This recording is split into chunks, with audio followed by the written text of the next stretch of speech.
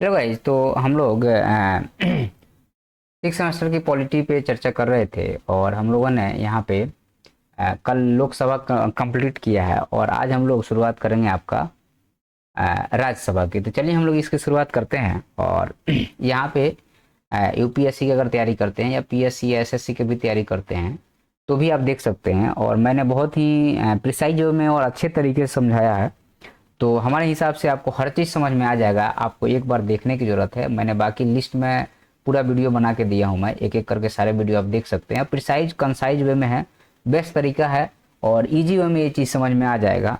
और इसका जो कोर कंटेंट है या कोर पॉइंट ऑफ व्यू है वो भी मैं समझाने की कोशिश किया हूँ, तो आप एक बार ज़रूर देखिए। और मेरे को लगता है कि आपको ये वीडियो पसंद आएगा, इसके पीछे भी जितना वीडियो बना है वो पसंद आएगा। और लास्ट में आपको मतलब लास्ट में जब कंप्लीट देख लेंगे, स्किप अगर नहीं करके देखेंगे, तो मुझे पूरा भरोसा है कि एक बार देखने के बाद में आपके सारे कॉन्सेप्ट क्लियर हो जाएंगे। तो चलिए हम लोग इसकी शुरुआत करते हैं। राज्यसभा की बात है तो देखिए, इस ये संसद में दो सदन होता है। एक होता है लोकसभा। लोकसभा किसका साधन, कल मैं बताया हूँ। लोकसभा जो है लोगों का जो है सो सभा है, राज्यसभा जो है सो राज्यों की सभा है। तो लोकसभा में जो है सो लोगों द्वारा चुन करके प्रतिनिधि बैठता है और राज्यसभा में राज्यों द्वारा चुना गया प्रतिनिधि बैठता है। इस चीज़ को आप ध्यान से देख लीजिएगा। लोकसभा, राज्यसभा और सबसे ऊपर होता है राष्ट्रपति। ये तीनों मिल जाते हैं तब जाके आपके पार्लियामेंट या संसद का निर्माण हो जाता है। मैं कल बता चुका हूँ उसके बारे में।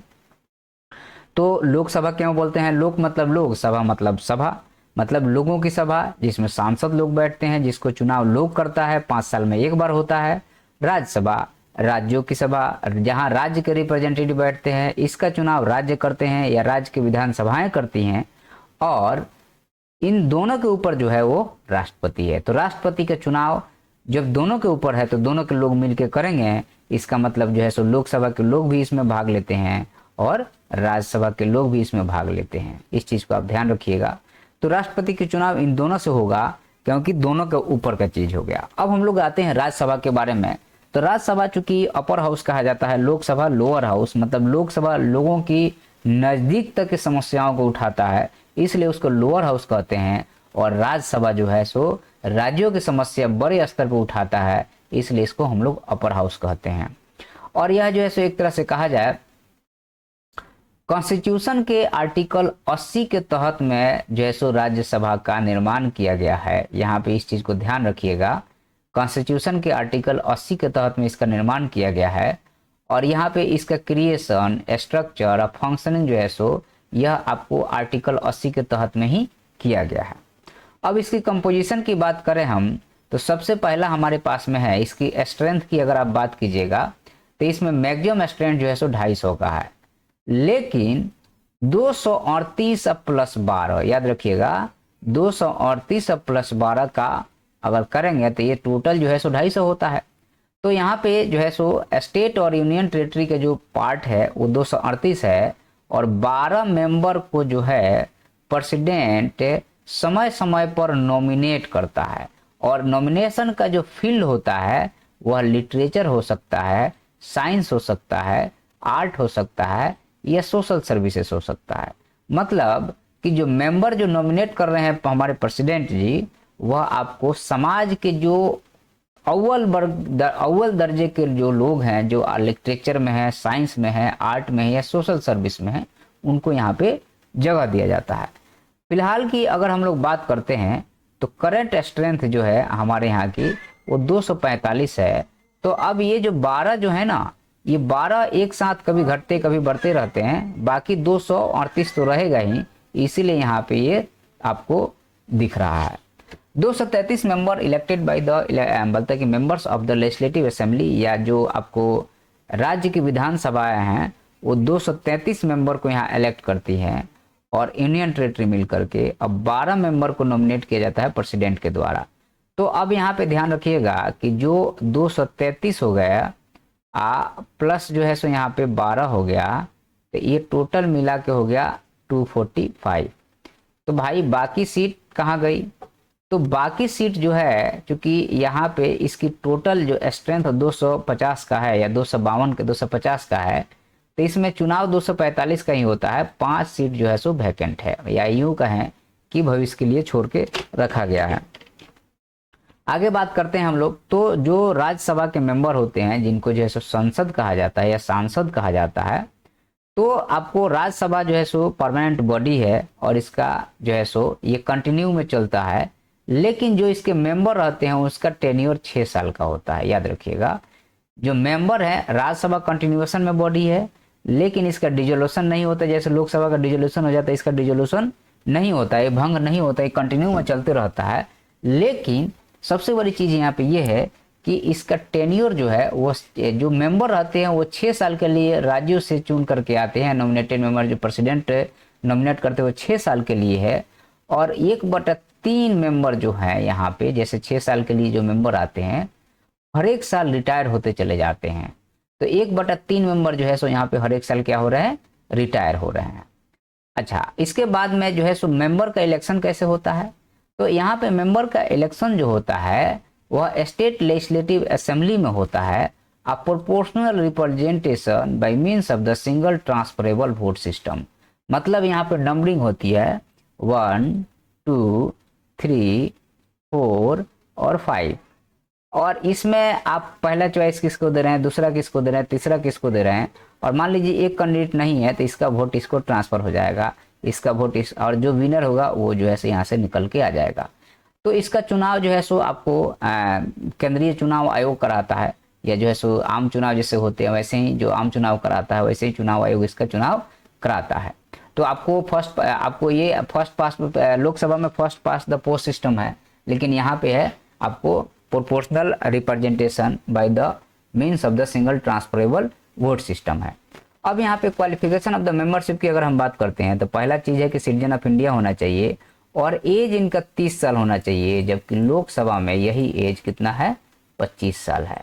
तो इस चीज को आप लोग याद रखिएगा कि लोकसभा में 25 साल, यहाँ 30 साल है। अच्छा, अब इस क्वालिफिकेशन जो है सो पार्लियामेंट जो है सो रिप्रेजेंटेशन ऑफ पीपल एक्ट के तहत में बार बार इसका जो भी चेंजेज होता है उसके हिसाब से होना चाहिए। Power and function of the इसके बारे में हम बात करते हैं तो सबसे पहले बात करेंगे हम लोग लेजिस्लेटिव पावर की। इनके पास लेजिस्लेटिव पावर कौन कौन सा है। तो Rajya Sabha shares legislative power with the Lok Sabha and all the matters except for the money bill. Money bill को छोड़ दिया जाए तो बाकी सभी जगह पे राज्यसभा और लोकसभा ऑलमोस्ट जो है सो बराबर का यहाँ पे भागीदारी निभाता है।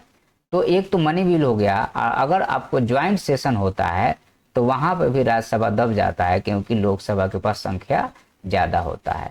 तो इस चीज को थोड़ा ध्यान रखिएगा। मनी बिल जो होता है ओनली जो है सो इंट्रोड्यूस लोकसभा में किया जा सकता है, राज्यसभा में इंट्रोड्यूस नहीं किया जाएगा। और राज्यसभा के एक होल्डिंग टाइप का पावर दिया गया कि आप इतना दिन तक रख सकते हैं, रिकमेंडेटरी पावर है। उसके बाद में आपको अगर आप कुछ बोलते हैं तो ठीक है, नहीं तो फिर भी जो है सो लोकसभा उसको पास कर देगा, क्योंकि यह जरूरी है। मनी बिल इसलिए जरूरी है क्योंकि केंद्र सरकार को पैसा खर्चे के लिए कहाँ से आएगा। अगर यहाँ पे अपोजिशन लगेगा तो सरकार चलेगी नहीं और बहुत ज़्यादा दिक्कत हो जाएगा। तो खर्चे के लिए जो पैसा आता है वो यहीं से आता है, इसीलिए मनी बिल के लिए जैसे यहाँ पे इसको छूट दिया गया है और लोकसभा के पास पावर रहता है। अब यहाँ पे दूसरा चीज ये है कि राज्यसभा जो है सो इसको मनी बिल को राज्यसभा रिटर्न कर देगा कुछ रिकमेंडेशन के साथ में, ठीक बा, लेकिन 14 दिन के लिए ही वो रिटर्न होगा। अदरवाइज जो है सो उसको अपने आप पास मान लिया जाएगा। 14 दिन तक आप होल्ड कीजिए और 14 दिन बाद रिटर्न भी कर देंगे तो भी उसको पास मान लिया जाएगा। नॉन मनी बिल में, जैसे मनी बिल के अलावा जितने भी बिल हैं वो दोनों हाउस से प्रॉपर बराबर हिस्सेदारी के साथ पास होंगे। उसके बाद में कंट्रोल ओवर एग्जीक्यूटिव के बारे में अगर हम बात करते हैं तो काउंसिल ऑफ मिनिस्टर जो है वो लोकसभा और राज्यसभा, मोस्टली जो है सो काउंसिल ऑफ मिनिस्टर जो है सो रेस्पॉन्सिबल लोकसभा के तहत में रहते हैं, लेकिन चुनाव लोकसभा या राज्यसभा दोनों साइड से मिनिस्टर बन सकते हैं। जैसे मनमोहन सिंह जो थे वो पहले के टर्म में आपको राज्यसभा के मेंबर से प्रधानमंत्री बने थे, लेकिन उनकी रेस्पॉन्सिबिलिटी लोकसभा के प्रति है, राज्यसभा के प्रति नहीं है। तो इस चीज को राज्यसभा, इसका मतलब ये है कि सरकार को हटा नहीं सकता है, लोकसभा ही सरकार को हटा सकता है, और सरकार को हटाने के लिए लोकसभा को नो कॉन्फिडेंस मोशन को पास करना पड़ेगा। ठीक है, अब यहाँ पे है कि जो राज्यसभा है वो कैसे कंट्रोल करता है, तो मंत्रियों से क्वेश्चन पूछ सकता है, किसी बिल पर डिस्कस कर सकता है और रिजोल्यूशन पास करके, और राज्यसभा भी कंट्रोल करने की कोशिश करता है। लेकिन सबसे पावर जो है सरकार पे कंट्रोलिंग का वह लोकसभा का है, राज्यसभा का नहीं है, क्योंकि लोकसभा में ही नो कॉन्फिडेंस मोशन आ सकता है, राज्यसभा में यह मोशन पास नहीं हो सकता है। एक्सक्लूसिव पावर की बात करते हैं तो आर्टिकल नंबर 249 याद रखिएगा, यहाँ पे राज्यसभा को एक्सक्लूसिव पावर दिया गया है आर्टिकल नंबर 249 के तहत में, जिसमें जो है सो यहाँ पे इसको ऑथराइज किया गया है कि स्टेट लिस्ट में जो है सो यहाँ पे जो कि नेशनल इंपॉर्टेंस से रिलेटेड है वहाँ पे यह बिल पास कर सकता है, बिल ले आ सकता है। और यहाँ पर लेकिन उसके लिए भी 2/3 मेजोरिटी चाहिए एंड वोटिंग के लिए प्रेजेंट भी होना चाहिए, 2/3 वोट में भी भाग लेना चाहिए, तो ही जाके ये पॉसिबल है। आर्टिकल नंबर 312 राज्यसभा के कुछ स्पेशल पावर के बारे में डिस्कस करें, क्योंकि हम लोग राज्यसभा के बारे में डिस्कस कर रहे हैं तो उसके स्पेशल पावर के बारे में तो आपको डिस्कस करना ही पड़ेगा।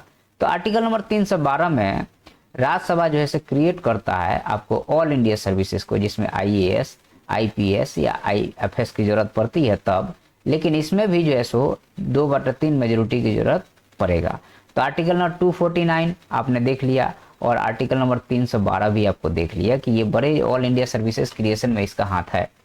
अब कॉन्स्टिट्यूशनल अमेंडमेंट में इक्वल पावर है, इसमें कोई दो राय नहीं है।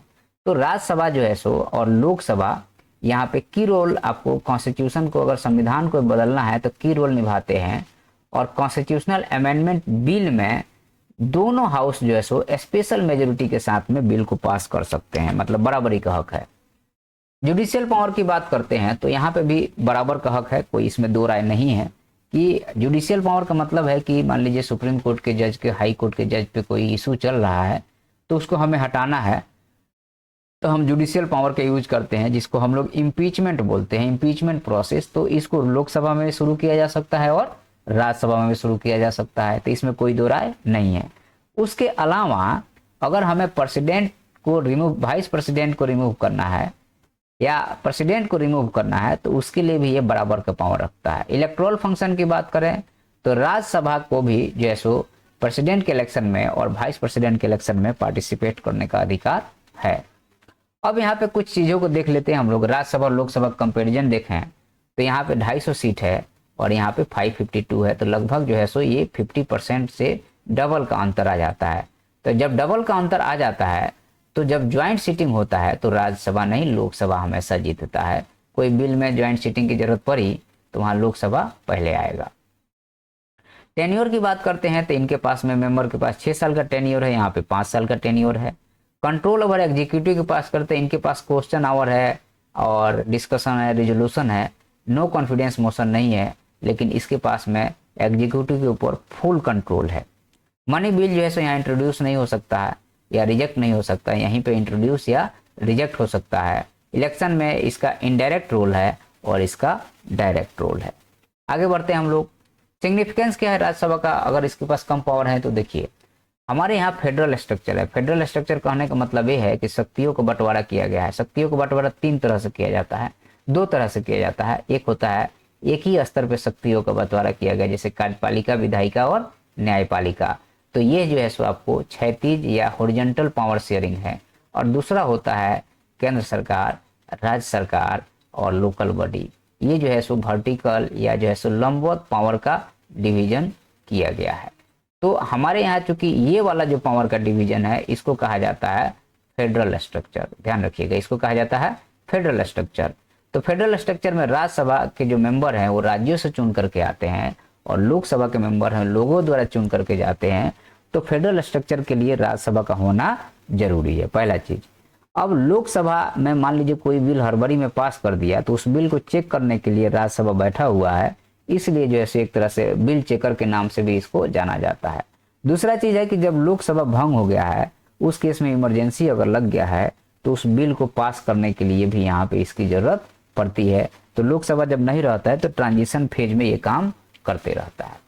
लिमिटेशन की बात किया जाए तो जाहिर सी बात है सरकार पे, मतलब कि जो केंद्र सरकार है उस पर कंट्रोल इसका थोड़ा सा कम है। पहला लिमिटेशन तो यही है, ठीक है, कि सबऑर्डिनेट लोकसभा का सबऑर्डिनेट की तरह काम करता है। उसके बाद में यहाँ पे लेस जो है सो रिप्रेजेंटेशन है, क्योंकि राज्यसभा के मेंबर इनडायरेक्टली इलेक्टेड हैं, पब्लिक से इलेक्टेड नहीं है। तो यहाँ पे जो है सो डायरेक्ट पब्लिक से इसका कोई लगाव नहीं है, ठीक है। तो इस लेक्चर में हमने जो है सो मोस्टली हर एक चीज को कवर किया जो कि जरूरत था, और इसमें इससे ज्यादा आपको पढ़ने की जरूरत नहीं है। जो मतलब एडवांस लेवल पे अगर कोई एकदम डीप में जाके यूपीएससी की तैयारी वगैरह कर रहा है तो वो पढ़ सकता है। अदरवाइज बाकी सारे एग्जाम पीएससी तक के एग्जाम आप यहाँ पे यूपीएससी भी कवर है, 90% कवर है, 10-5% ऊपर नीचे चलता है। ठीक है, तो लोकसभा राज्यसभा के बीच में मैंने कंप्लीट डिस्कस किया है। अब मुझे भरोसा है कि आपको ये लेक्चर पसंद आया होगा, तो आप लोग सब्सक्राइब जरूर कीजिएगा। धन्यवाद। ओके, तो चलिए हम लोग इसको यहीं पे वाइंड अप करते हैं।